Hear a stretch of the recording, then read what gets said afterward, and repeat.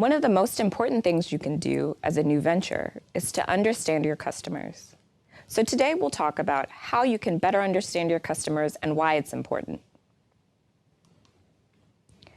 Now, customer segments are the target users or groups of customers that you're going to target or reach with your product and service. Now, your customer groups should be separate segments if their needs require or justify a distinct offer. So maybe they have different value propositions, or maybe they require a different relationship with your venture. You should segment your customers if they have substantially different profitabilities, or if their willingness to pay for different aspects of your business is significant. Now, types of segments that we've seen out in the marketplace include age, gender, level of income, geography, and that's related to consumer products. You also have segmentation for B2B or enterprise products, such as company size and industry vertical. So let's take a look at some customer segments out in the world. Now, Facebook, when they first started, targeted specifically college students. Of course, today they've expanded to a mass market audience, but when they started, they were very clear around the customer groups that they wanted to target. Now, Urban Outfitters is for the modern hipster, and BMW is for the high-class citizen. Now, as you can see in their ads, maybe in the people that you've talked to that either use these products and services or interact with these brands, there's a clear customer segment that comes through in their marketing, in the people they serve, and in how you think about them. Now let's take a look at this model around how customers adopt new products. Now there's two mechanisms, one that enables a switch to a new product or service, and then one that blocks them. Now in the first case, you have the push. So this is pushing customers in the direction of a new product or service. And that's because their old product or service isn't doing what they need it to do. So they're unhappy with their current solution. The second is pull, and this is what you would have control over. And this is where the benefits of the new solution are so amazing that it attracts customers away from their current solutions to use this new solution. Now, something to think about in the reverse is blocking that switch.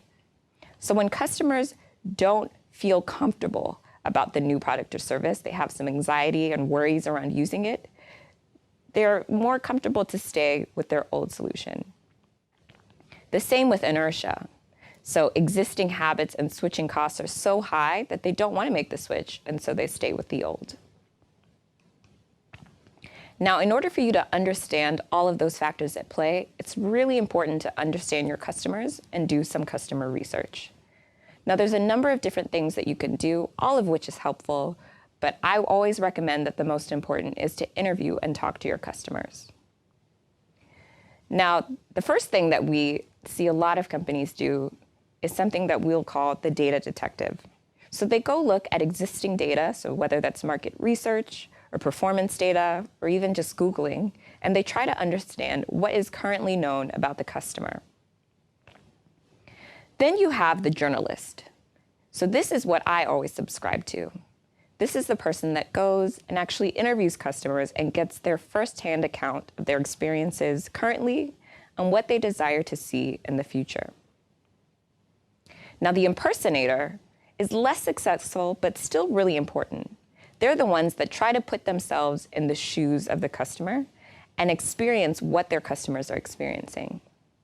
Now, this is really hard because we have tons of bias that can come into play when we do that. But if you can be objective, it's a great way to build empathy with your customers and understand where they're coming from. And then lastly, there's the anthropologist. So this is the person that is observing the customers in their natural habitat and their current processes and really trying to distill insights as they're watching them work through their process. Now, data detectives usually deal in primary sources. But sometimes, and especially in today's modern world, it's so easy to get started with existing information on services like Google. Google Trends, Google Keyword Planner is a great tool to start, where it helps you assess at an aggregate level what customers are searching and what keywords are related to the solutions that they're finding. Now, third-party research reports are also great, but they end up being really expensive. But if you have the funds to pay for these reports, Mintel and IBISWorld are great resources.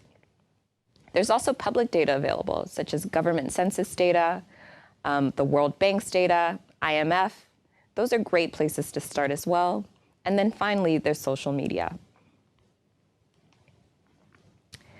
Now, when talking to customers, I would recommend a thorough process starting from understanding what you want to achieve, planning that out before you talk to your customers, and then going through and having a set script that you can use when interacting with the customer. Once you've gone through all those steps, you can then come back and analyze your findings and use it to inform your next research round. Now, interviews are great because it helps you to gauge customer interest right in front of the problem. So one, you want to start with trying to assess, is the problem that you're trying to solve for the right one? Do your customers care about something else? What is your customer willing to pay for? And you could ask them directly or maybe assess that based on what they're currently buying. You can also look at purchasing trends. So will they continue to behave in the same way that they do in the future? This is a little harder to get from an interview, but it's really great to understand what are the types of things that they're buying repeatedly versus what are the things that they've bought once and never again. And then, of course, there's trying to assess brand loyalty.